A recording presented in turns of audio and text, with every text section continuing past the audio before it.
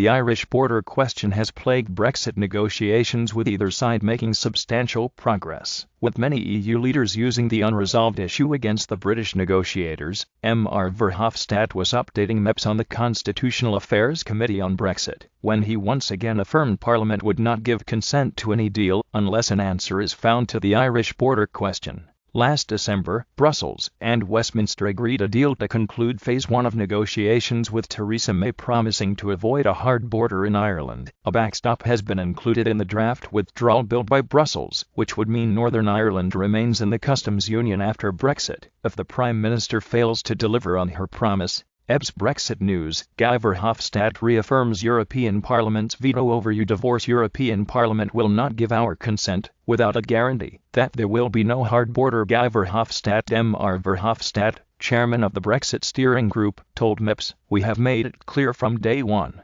perfectly clear, that the European Parliament will not give our consent without a guarantee, 100% assurance, that there will be no hard border." The former Belgian Prime Minister added, "There is a solution for Ireland, because there is a backstop. The reason for the backstop is if there is no other satisfactory solution found with the UK, or the UK doesn't come forward with a common-sense solution, then we have Britain's assurance the backstop will be put in place. That is an enormous step forward we have made in March compared to the situation in December."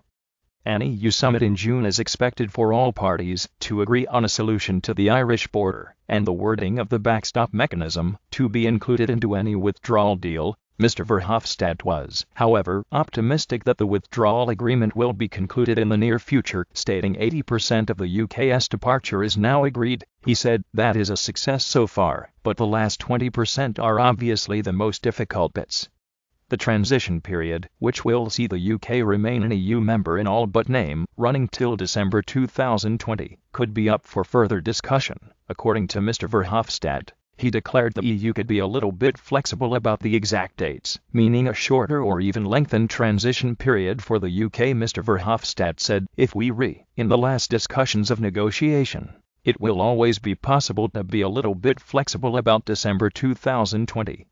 He remained diplomatic while discussing the UK Home Office's post-Brexit registration application for EU citizens wishing to remain in the country. While hosting a meeting with British officials, Mr Verhofstadt and MEPs discovered a residency app will not work on iPhone devices. Home Office officials admit the smartphone application will only fully work on Android devices, while the department declared it only one of several methods for EU citizens to register their settled status in the UK. Reacting, Mr Verhofstadt said Home Office officials are working very hard on setting up a user-friendly application system. He and other MEPs will be writing a letter to UK authorities outlining a number of concerns and potential recommendations to resolve their criticisms.